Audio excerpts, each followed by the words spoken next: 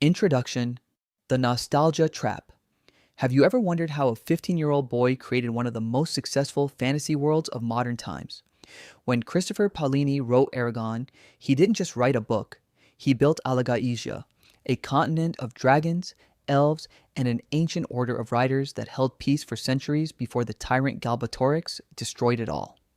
To most people, the inheritance cycle is just a nostalgic childhood story about a boy and his dragon, Sephira.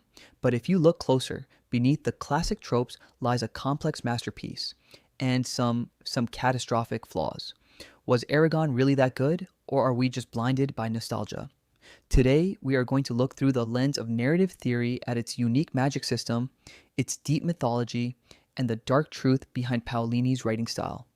Because the magic of Alagaisia isn't what you think it is. Chapter 2: The Lethal Logic of Magic. For most fantasy books, the magic system is the ultimate cornerstone, and the inheritance cycle is no exception. But while soft magic systems like Harry Potter allow wizards to cast spells with vague consequences, Christopher Paolini took a radically different approach. He created a system governed by hard physical laws and absolute linguistics.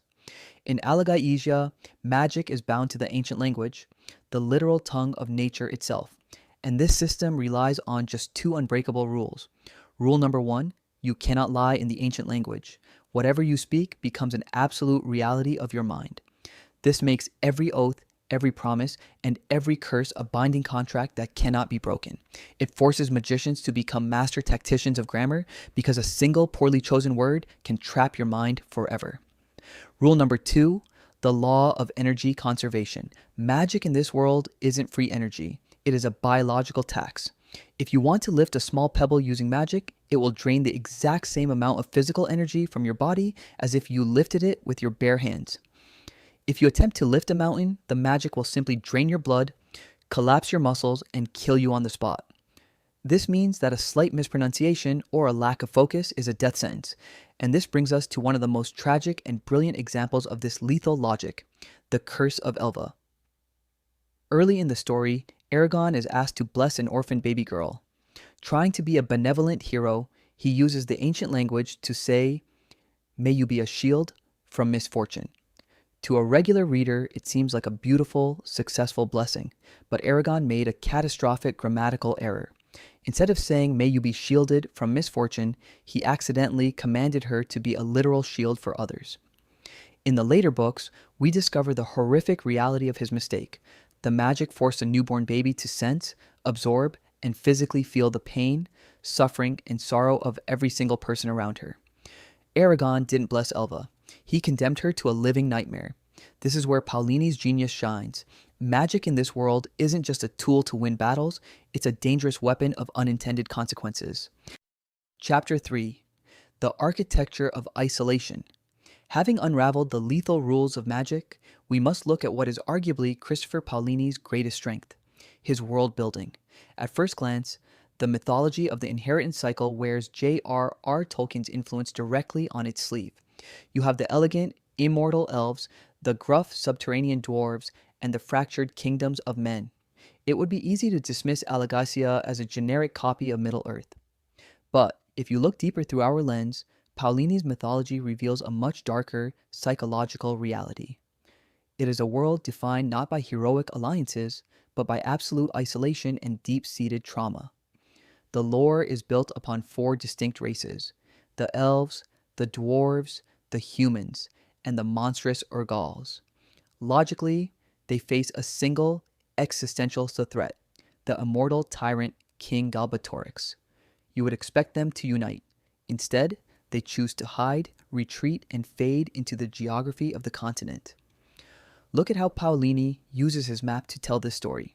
The elves have completely withdrawn from the world, hiding inside the magical, dense canopy of Duvelden Varden, choosing isolation over fighting for others. The dwarves have locked themselves deep within the colossal Beor Mountains, burying their civilization in stone. The Urgals are scattered, driven into the harsh wilderness of the Spine, acting as brutal mercenaries. And humanity is left entirely exposed, suppressed under the iron fist of the Empire. This isn't just fantasy geography, it is a masterclass in narrative tension. Galbatorix didn't just conquer Alagaïsia with dragons, he conquered it by exploiting their fear of one another. By making each race so culturally and physically isolated, Paolini created a world that feels incredibly heavy and hopeless. It means that Eragon's true quest isn't just to defeat a king.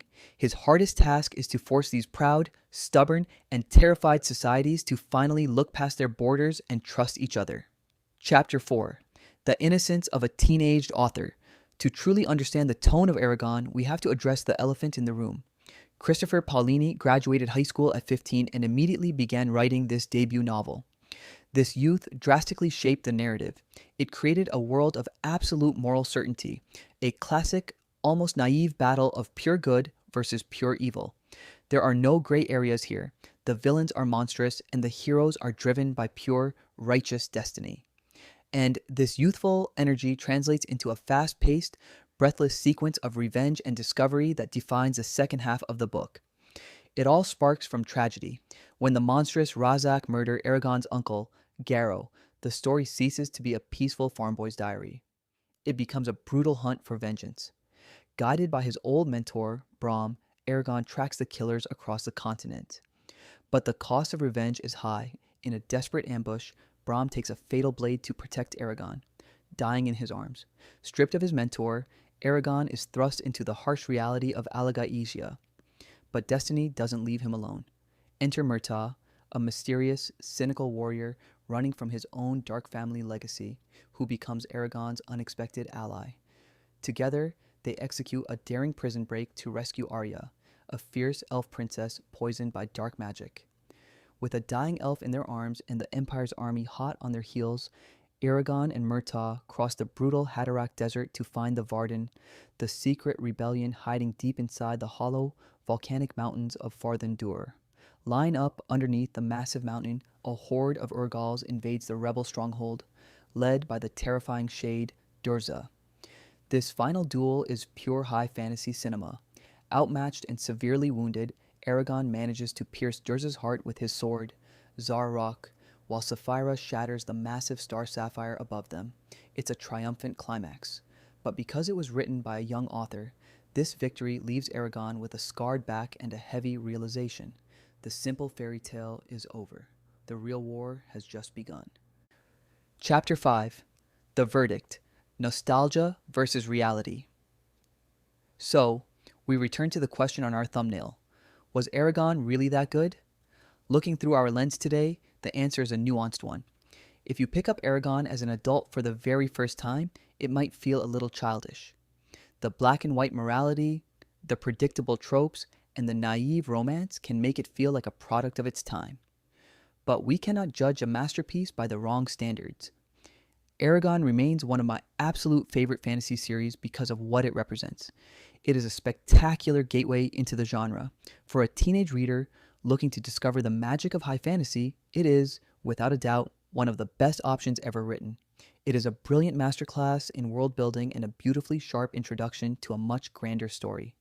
Paolini didn't just write a book. He gave an entire generation their first pair of dragon wings. But now I want to hear from you. Does the inheritance cycle still hold up for you, or do you think we are just blinded by childhood nostalgia? Which magical system do you want us to dissect next? Let me know in the comments below. Leave a like if you enjoyed this deeper dive, and subscribe to Lore Lens, where fiction meets depth. Until next time, may your swords stay sharp.